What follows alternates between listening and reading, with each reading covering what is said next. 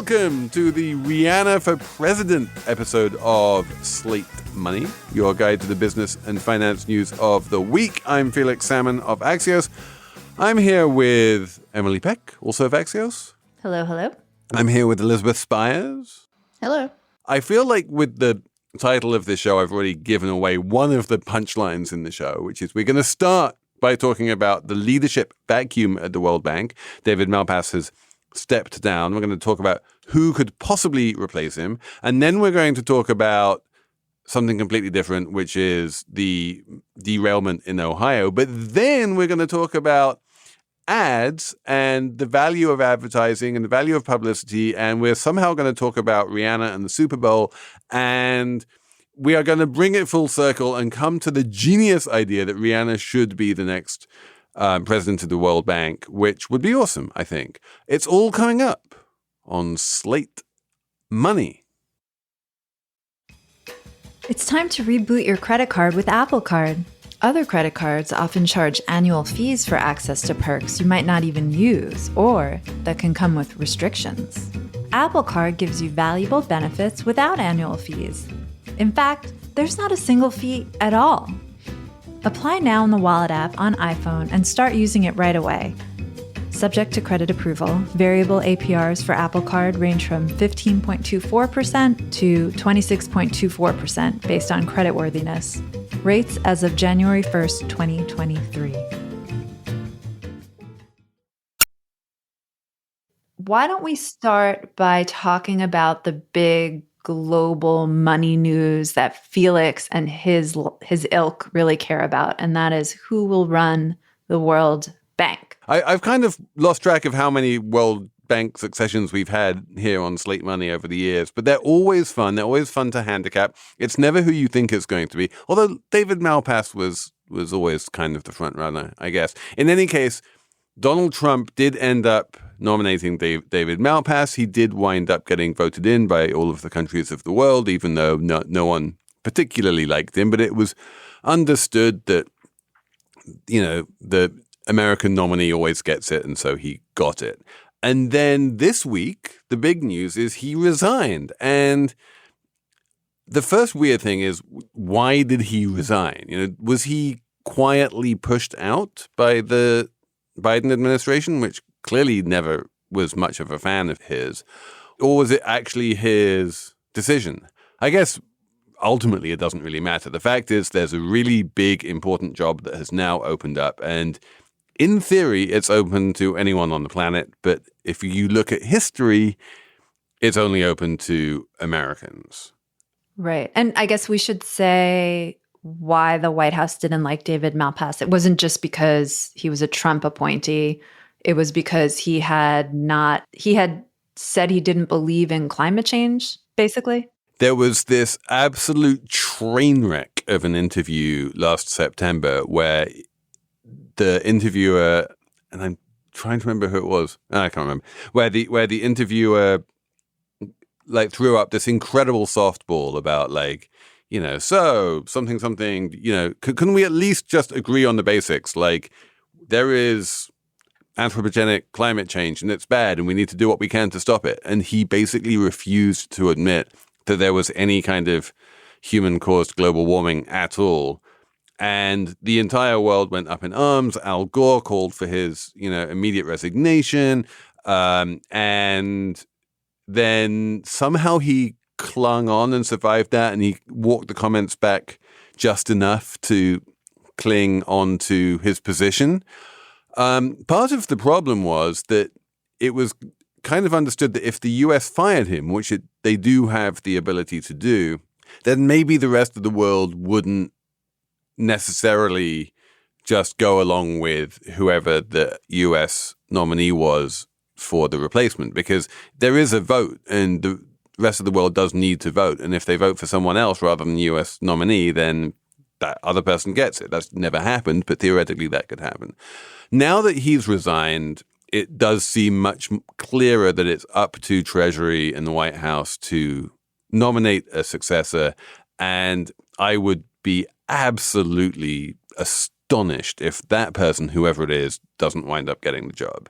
So really, yeah, whoever Joe Biden and Janet Yellen think, want to be the next World Bank president, will be the next World Bank president. So how much pressure do you think they are under to nominate somebody who's been very vocal about climate change specifically and what the World Bank's role is in fixing it?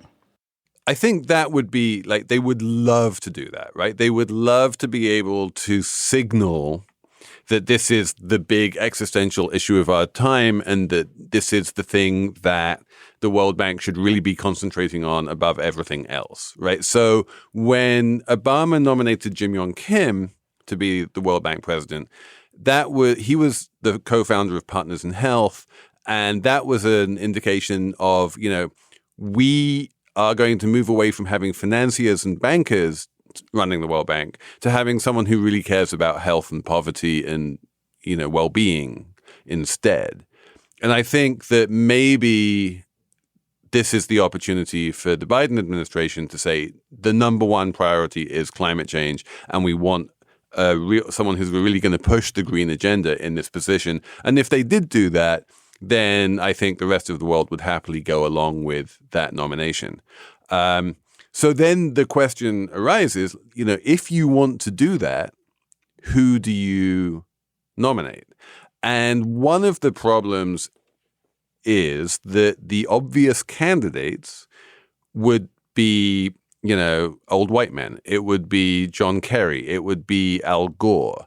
Who are the, younger American women of color who would credibly be leaders on that front? It's an interesting question. Yeah, I think it probably just depends on whether they make it a priority to recruit from NGO land versus the private sector, and looking at, per what you just said, because the NGO leaders are, I think, far more diverse than the people that they would pluck out of the private sector. No. So Raj Shah is a name that comes up quite a lot, right? And he runs the Rockefeller Foundation.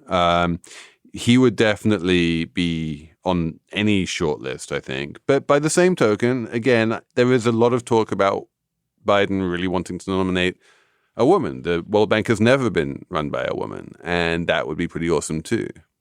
What is the World Bank going to do about climate change, really? So the World Bank mobilizes hundreds of billions of dollars to the countries which are ultimately going to either just massively increase their carbon emissions as they industrialize or aren't. Like a lot of the future trajectory of carbon emissions is a function of big questions like how much is India going to be polluting? How much is China going to be polluting? Well, China's not really, the World Bank has very little control over China, but certainly Africa as a continent, is the fastest growing continent in the world by far in terms of population.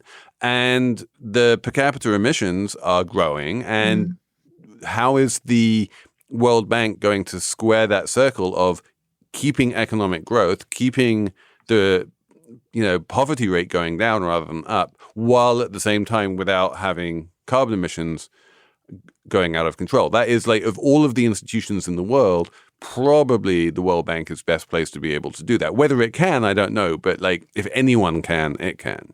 It's interesting to me, too, because in the U.S., I feel like the administration, there was an effort to sort of put a climate lens on policymaking. Like, for a while, it seemed like the Federal Reserve was going to go for it in that direction, but then had to walk that back. Well, they didn't walk it back so much as, they ran straight into COVID.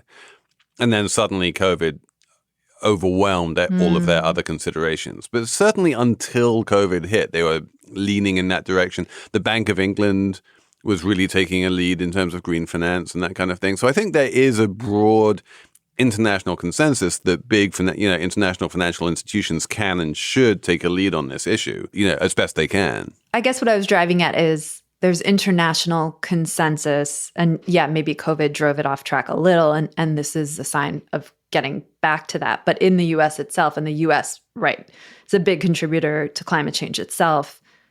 Making these kinds of moves gets a lot of pushback politically as, woke and stuff. And I think part of the reason the Federal Reserve recently said it wasn't going to do as much around climate as people had thought was because of that, right?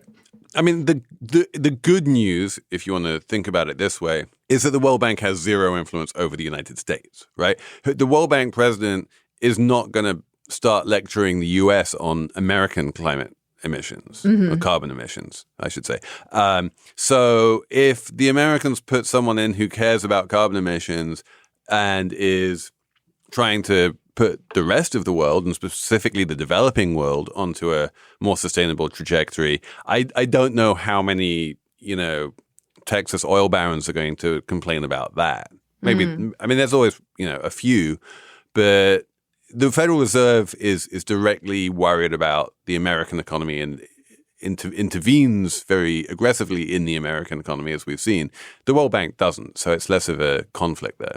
Yeah, and I guess it's a way for the White House to be, I'm sorry to say this word, I don't know what's come over me. It's a way for the White House to be woke about climate with little political blowback, because people probably don't care as much about the World Bank in the U.S. as like Felix does.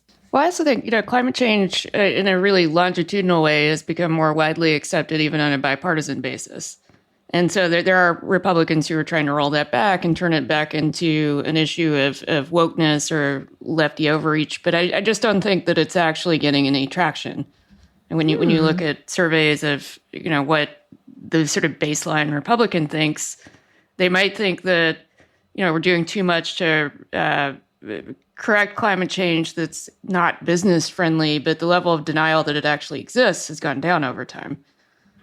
I think if you look at the world, which is really the constituents we were talking about here, the sort of right-wing climate denialism in America is such an outlier that this is not going to influence the presidency of the World Bank, right? Like, right-wing climate denialism basically doesn't exist anywhere in the world beyond America. And even in America, it's those people don't care about who the president of the World Bank is. And yeah, so, we have this global consensus. And that, I guess the reason I'm talking about this is because, what then happens if Biden nominates someone like Samantha Power to be the president of the World Bank, right? She's qualified in many ways and she understands the, issues facing the developing world, but she's not known as any kind of climate warrior. Why don't you run through, or Elizabeth, whoever, run through the possibilities for who's going to get the nomination and tell us your bets? It's so, this one's really, really tough. I can't really handicap it. I think a lot of the names that would bubble up in the past are now just too old.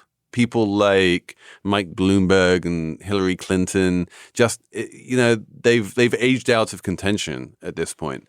But who's the sort of next generation of people who are coming into contention? Maybe Raj Shah, Samantha Power for sure.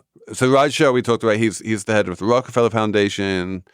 Samantha Power is a long-standing like State Department and academic international relations type. I don't know. Who do you guys see as being on the list among the Americans? If you open it up to non-Americans, then there's a vast bench of highly qualified people who could do it.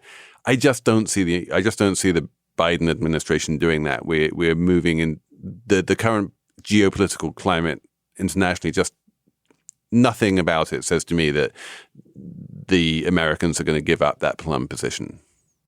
Why not Al Gore? Well, he's the only one I could think of. I'm just he's getting on a bit now. He's not a woman. He's not a woman. He's a little bit of a blowhard. Maybe, I'm sure he would jump at the chance. It doesn't feel like a forward-thinking, it feels like a clunky choice. But maybe it could be, Elizabeth, you got anyone? I have no idea. I feel like the administration is probably going to lean toward finding somebody who comes more out of a policy realm than a finance realm, specifically because of the optics of Malpass. Yeah, it's not going to. I very much doubt it'll be a banker.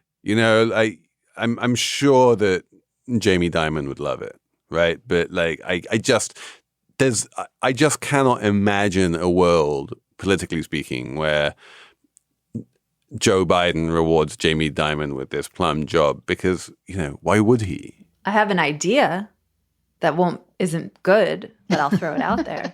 Go on. Elon Musk. Oh, Instead of just being genius. a chaos monkey inside of Twitter, Yeah. we could make him a chaos monkey You inside of thought you thought David Malpass was bad. economic You just system. wait until we put Elon in charge. What? I mean, he's into the environment, I think, because of the car thing. People say he likes the environment. It gets him out of the U.S. It gets him out of Twitter, maybe, somehow. It gets him off my plate, is what I'm saying. We wouldn't have to talk about him anymore if he was out of the World I Bank. mean, God, he'd can do you it, even right? imagine? He'd do it because his ego is that big. He's like, sure, I can do this, no problem. And that's that. It's kind of like what do they call it? A win-win, triple bottom line, something. He's African. Right, but he's ours now.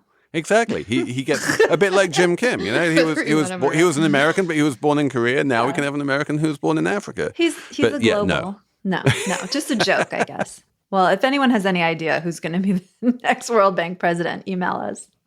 And I think the Americans will nominate someone pretty quickly. I feel like they've been gaming out this scenario for months now, and they probably have a pretty good idea who they want. And it will probably be like no one we've named and someone out of left field, a bit like it was under, with Obama. Okay, after the ads, we should definitely talk about the airborne toxic event in Ohio coming up after this break. This podcast is brought to you by TD Ameritrade.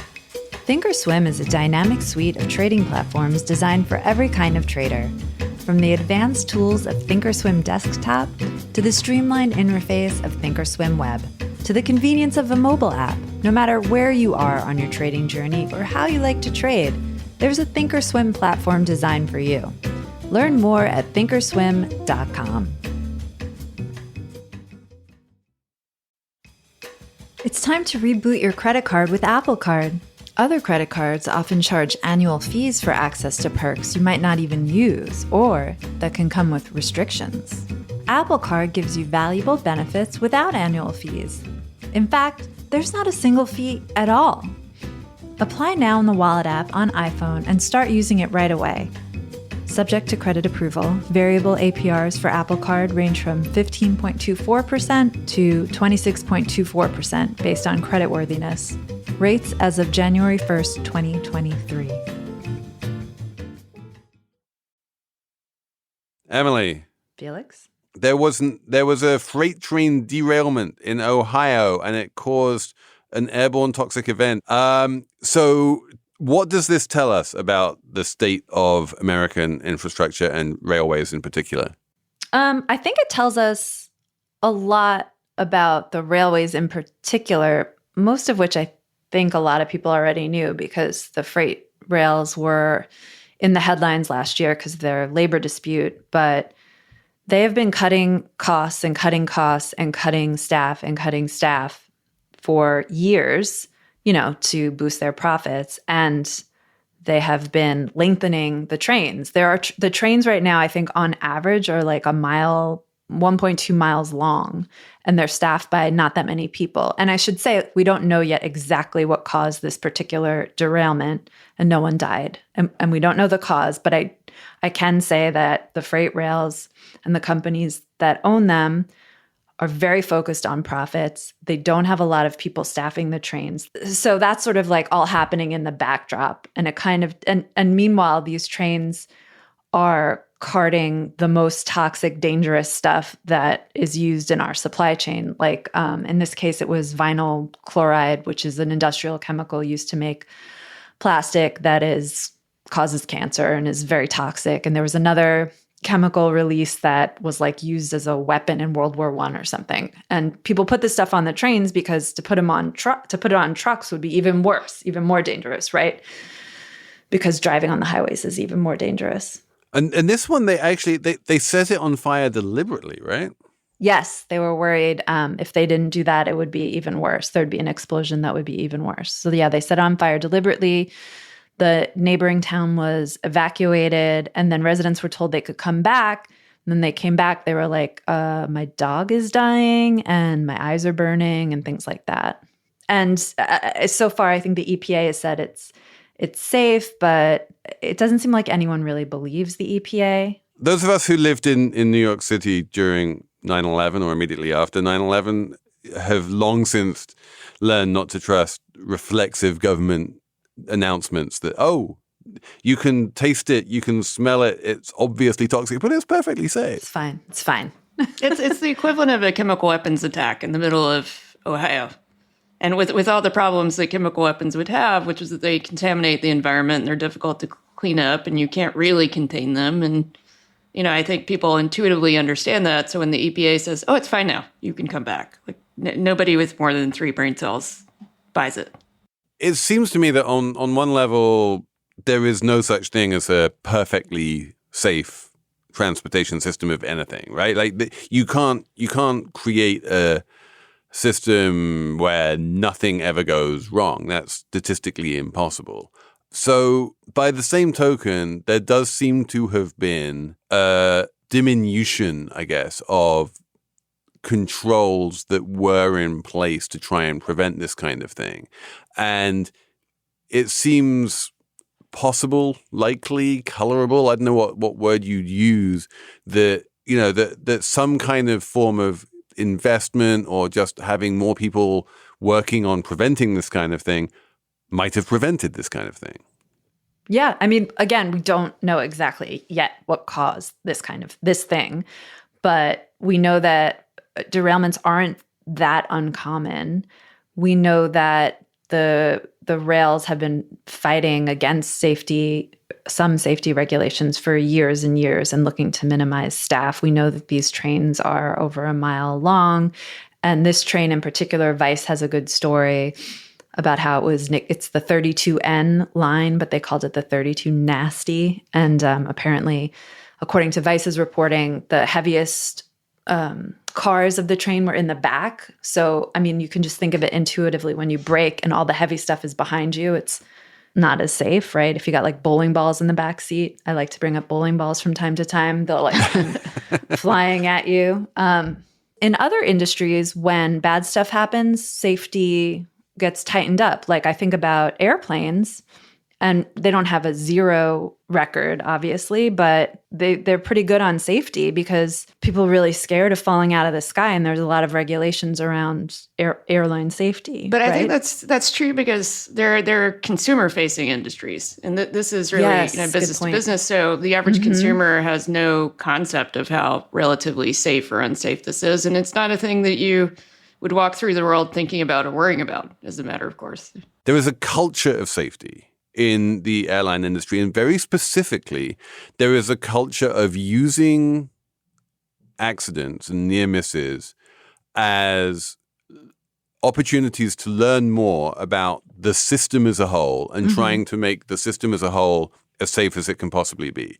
And the aerospace industry is extremely good whenever there's a crash or a near miss of investigating what happened and not pointing fingers and not assigning blame, and instead saying, like, how do we improve the whole system so that this kind of thing doesn't happen again? And what I'm seeing in the aftermath of what happened in Ohio is a lot of pretty sort of knee-jerk, let's start blaming Norfolk Southern, or let's start, assigning blame, and like, whose fault is this, and who can we blame for this, and who can we sue for this? And it's in that kind of a system, companies wind up going on the defensive. They wind up not opening up quite so much about what happened and what might have gone wrong. And it's harder to have a system where people feel comfortable coming forwards and saying, like, actually, we can make it safer if we do this or we do that. And I think that the aerospace industry as an industry is really kind of best practice when it comes to this kind of thing.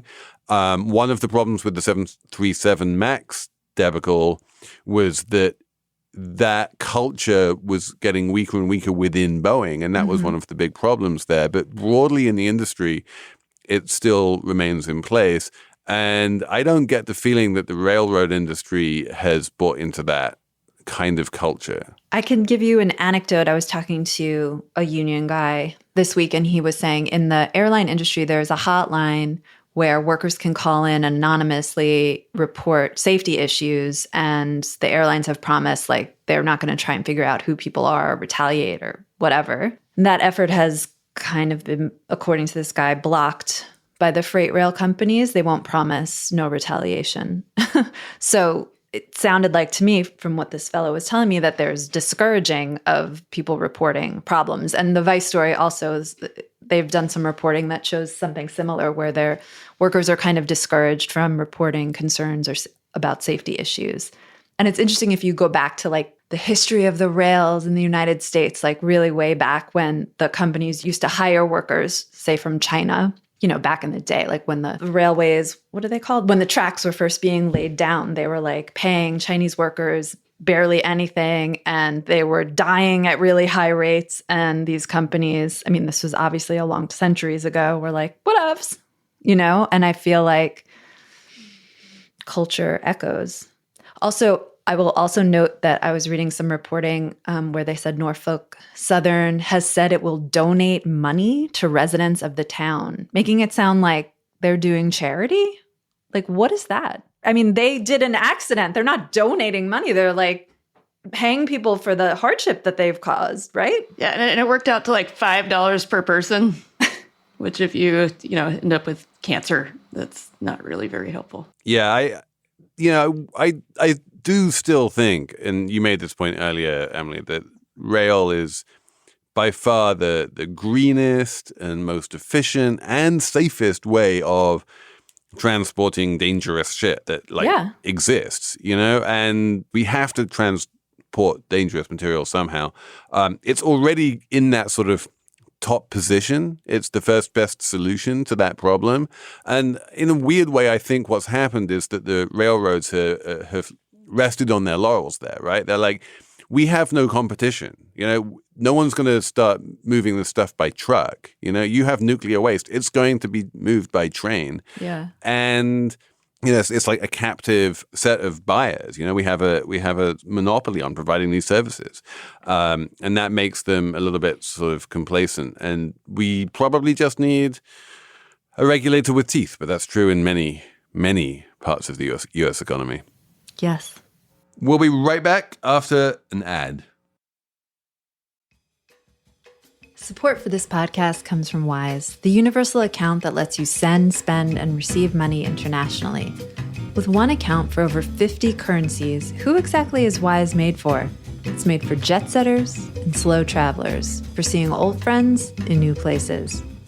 Wise is made for business in the city and pleasure on the coast, for studying abroad and supporting your little brother's schooling back home. Wise is made for people without borders who want to live truly global lives with ease. You see, with Wise, you always get the mid-market exchange rate whenever you convert or spend different currencies.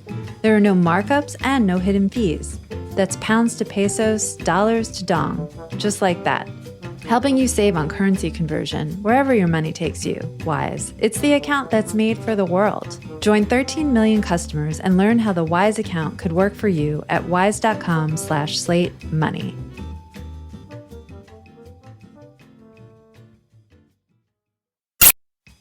This episode of Slate Money is brought to you by Progressive Insurance.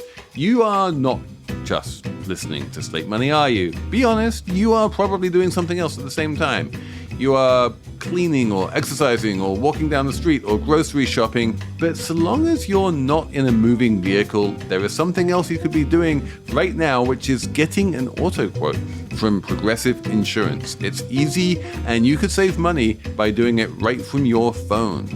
Drivers who save by switching to Progressive save nearly $700 on average, and auto customers qualify for an average of 7 discounts. So multitask right now. Quote your car insurance at progressive.com to join the over 29 million drivers who trust Progressive. Progressive Casualty Insurance Company and affiliates. National average 12-month savings of $698 by new customers surveyed who saved with Progressive between June 2021 and May 2022.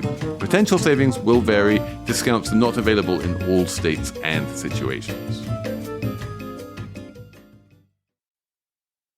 Tell us about weird, crappy ads. There's an article over the weekend in the New York Times with the question mark headline, "Why are you seeing so many bad digital ads now?" Which anecdotally, I agree. I am seeing a lot of bad digital ads now, especially on Twitter, but also everywhere else. In your view, what constitutes a bad ad?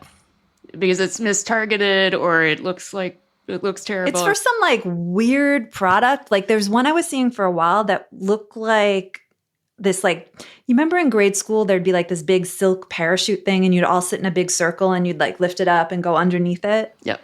Okay, good. Thanks, Elizabeth.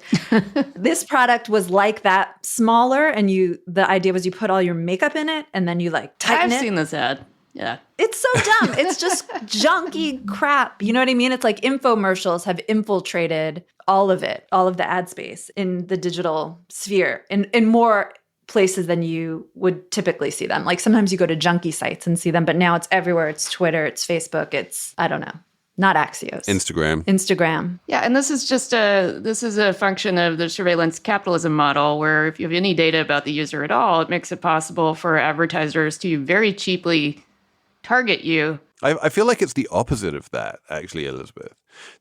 What we're seeing is the prices of advertising, in the world of a duopoly where basically all ads are sold by either Google or Facebook, are going up, and it's now become very expensive to target people. I'm not seeing that at all, and we do some targeting in one of my other day jobs. In fact, we see it getting cheaper.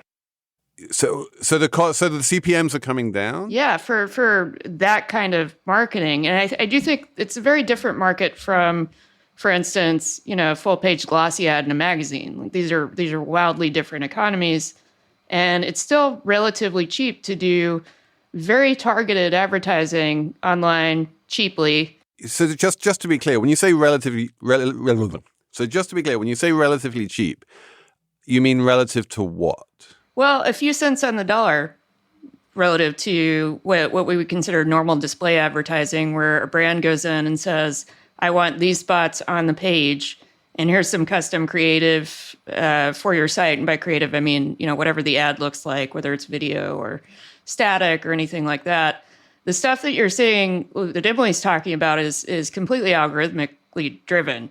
And you buy those things through ad networks where you're buying at scale, but you're also targeting specific demographics. And because you're not really controlling, where the ads end up, or to some extent who they're ending up in front of, you're paying less for them, and they tend to be less effective.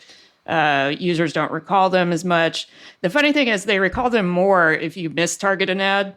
This is why Emily remembers the makeup bag ad, because she's thinking like, why am I getting this?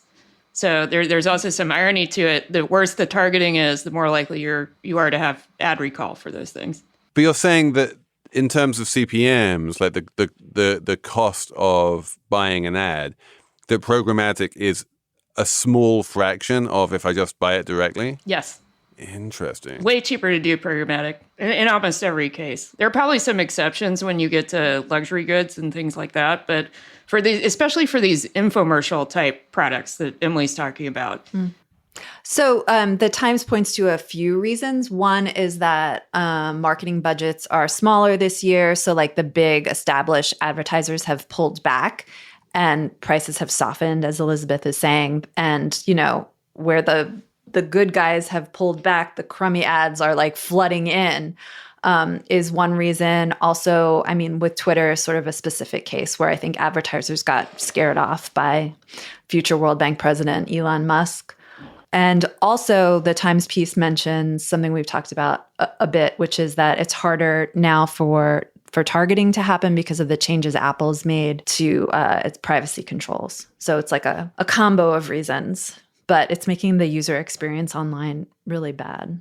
So my question is, where are the brand advertisers advertising? If you think of advertising as basically being two different things, you have like the glossy brand ads that make you want to think lovely things about the brand, what they like to call top of the funnel stuff, versus the sort of crappy junk mail that just makes you want to click and buy something on the other end. There's always been both in the ad world. You know, before the internet, you know, you'd have glossy ads in Vogue magazine and you'd have junk mail literally coming through your mailbox. On the internet, they kind of coexist uneasily alongside each other. But if this is true, that the crappy junk maily kind of ads are taking over more and more of the internet, where are the brand advertisers? Because they're not going back to Vogue. They're not like suddenly moving all of their ad budgets back to glossy magazines. Where are they? I mean, I think the big brands didn't fully pull out of Vogue. You know, they might have cut budgets a little bit, but you're still seeing ads in the usual places that you would. I think the difference is for this sort of lower end targeted advertising, people use that really need direct conversions. They need you to be able to demonstrate internally that you go off and buy something based on this ad. Right. But Elizabeth, what I'm saying is what's changed? You know, like that's always been the case. Why is it feeling worse now?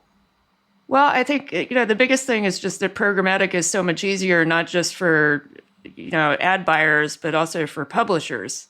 You know, if you've ever worked on the ad side of a media company, you know how much care and feeding goes into managing a single advertiser on an account.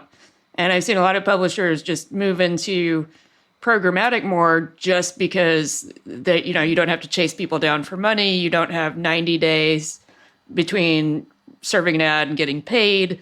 You know, there's somebody with a corporate credit card on the other side that's just, you know, everything's automated.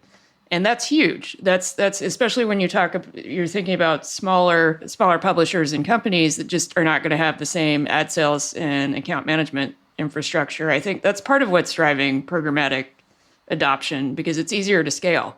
So if that's right, if what you're saying is right and the amount of programmatic ad buying is going up and part of the reason for what Emily's talking about is just that we have more programmatic in general, then I go back to my original question, which is like, if there's more programmatic, that means there's less of the carefully bought and placed and art-directed brand advertising.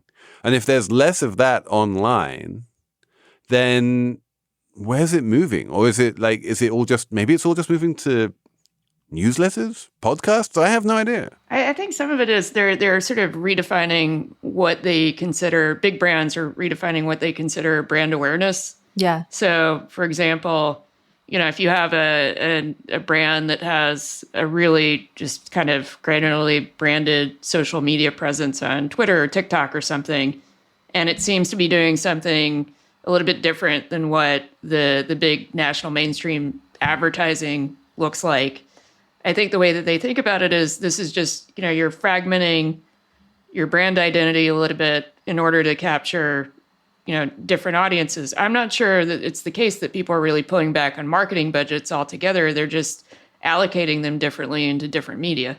Yeah. So I'm just saying, like, that's my question. If they're allocating them differently and they're moving it away from the web, where are they allocating it to? If the web is the loser and the consumer web experience is the loser, what's the gainer?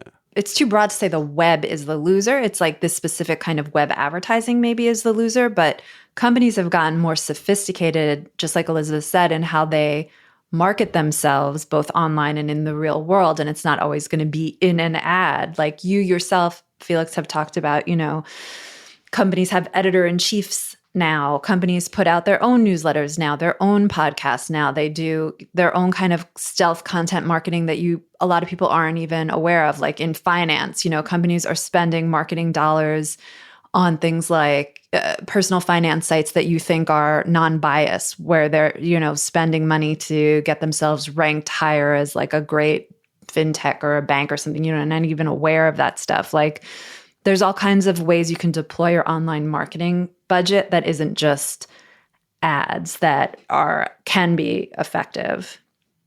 And then at the high end, we always have the Super Bowl. There will always be the Super Bowl. Eventually there will be it's amazing how Super Bowl ad spots only ever go up in price, even as the number of people watching the Super Bowl doesn't go up at all, because it is the only mass event that a brand can use to introduce itself to 100 million people. Yeah. There's no other way you can do it. The only event I can think of where the ads are part of the entertainment. Yeah. I know people my 7-year-old wanted to watch just for the ads. Yeah. He does not care about football. He just wanted to see the ads. Did he have an ad? Did he like the ads? Were the ads good this year?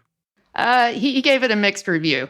He asked him to rank each ad 1 to 5, which he got bored with very quickly, but it was fun for 5 minutes. So I liked Ben Affleck working at the Dunkin' Donuts myself. I don't think he should have. That for those who didn't watch, Ben Affleck worked the drive-through window at the Dunkin' Donuts, and it's funny. And then J-Lo comes up and she's like, "Is this what you do all day?" And then he leaves, which many said was not good. You should stay at your work. But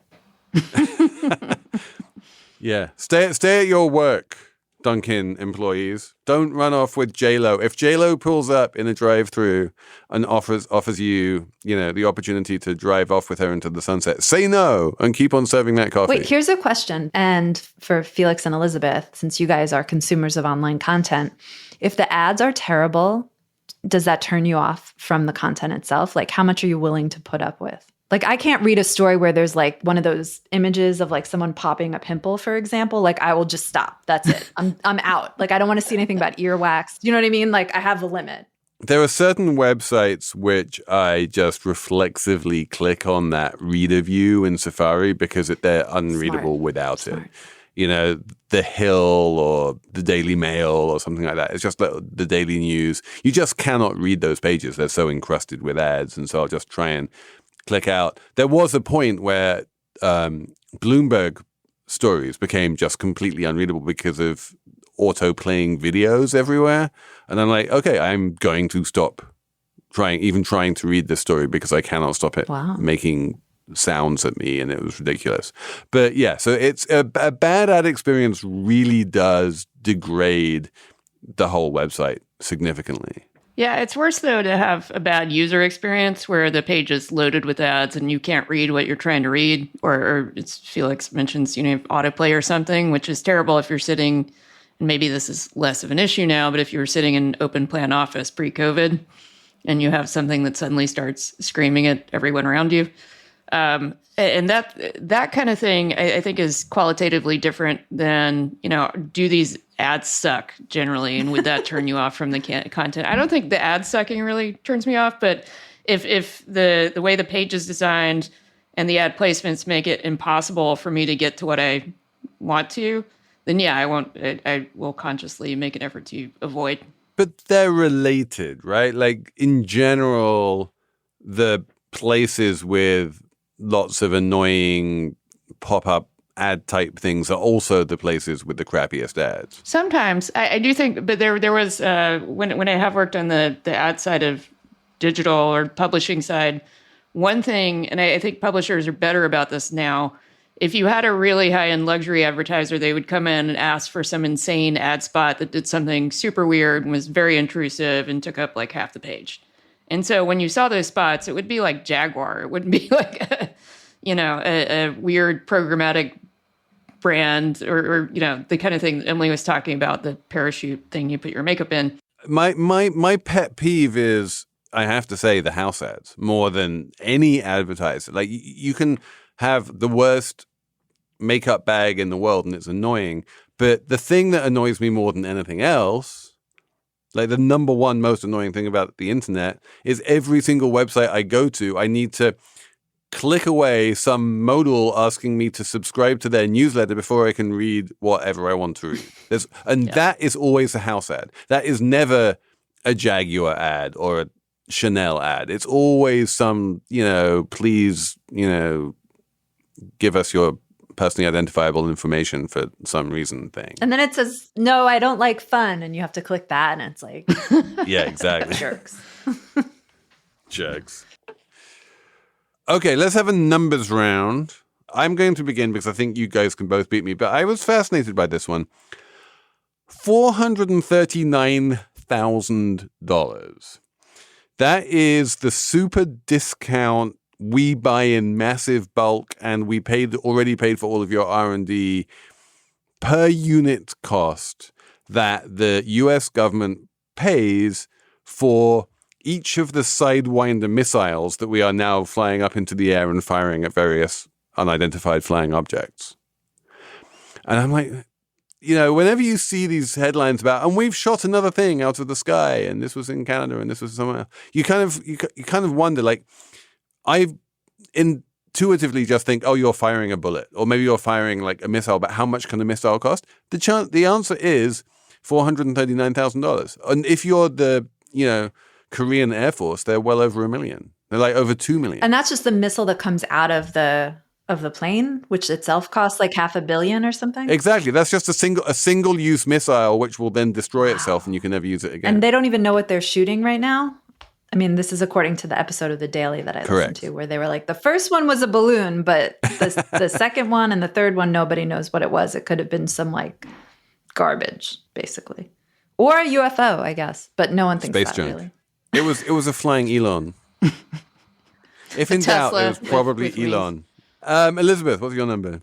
My number is 13%, and it's the increase in reporting of stomach bugs on an app produced by Summit Health, this was in a Fortune piece about it's apparently norovirus season, and it's much higher than usual. And some people are attributing this to a raw oyster outbreak that can be traced to Texas. But this would mostly affect Who the hell Southeast. eats raw oysters from Texas? My entire family. I consider if you're in the myself Southeast, that's kind of where they come from. That's you're eating a lover Gulf of raw oysters. But Gulf oysters have their place, and that place is fried in a po' boy. It is not raw. Come on, people. Emily, what's your number? My number is 38.5 million.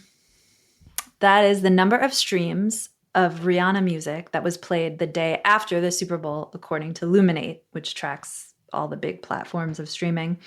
And that is compared to 12.4 million, or more than 3 times what it was the day before the Super Bowl, which explains why someone would perform at the Super Bowl, I think, a little bit for free, is because it's like Oh, she didn't get paid? You don't get paid for performing at the Super Bowl. Oh. Yeah, you do it because it's basically like you get a commercial for yourself, right? Like you don't have to pay the crazy rates. And not only was it, she saw the payoff in the streams, but Rihanna has her makeup brand Fenty, and she had all this ready to go, like Super Bowl branded makeup, and some of it, maybe all of it got sold out. So not only is she selling, marketing for her music, but also for her makeup brands. And so it all kind of comes together. In terms of celebrity musicians with fashion lines, I feel like the implosion of Kanye has really opened up a lot of white space for Rihanna to just take over the entire world. That's right. That's good analysis. Also, did we not see this week that Pharrell is taking over as the head menswear designer at Louis Vuitton? What do you think of that? I don't know. It's weird, right? I don't think that Pharrell is a designer. I don't think that Kanye is a designer. I don't think that Rihanna is a designer. I don't quite understand this whole move where you take musicians and you pretend that they're designers. It's great marketing. It seems to work financially. It's marketing. Yeah, it's you pure just marketing. said Louis Vuitton on Slate Money, and they didn't pay us for that. Maybe the new head of the World Bank should be a multi-platinum artist who can, just lead the world through sheer force of celebrity. I mean, put Rihanna in charge of the World Bank. Who's the new Bono? Put Rihanna. There you go. Put Rihanna in charge of the World Bank. I think the world could get behind that one. Everyone would like that one. I like the idea. She's not a U.S. citizen, but we can we can just say it's Rihanna. She's global, man. Okay, I think that's it for Slate Money this week. We're going to have a Slate Plus where we ask all of you lovely Slate Plus folks what I should be doing to market my book, and especially the audiobook. Because, crowdsource this stuff. It's a good idea. Otherwise, thanks for listening to Slate Money. Thanks to Anna Phillips for producing. Thanks for emailing us on slatemoney@slate.com. And we'll be back next week with more Slate Money.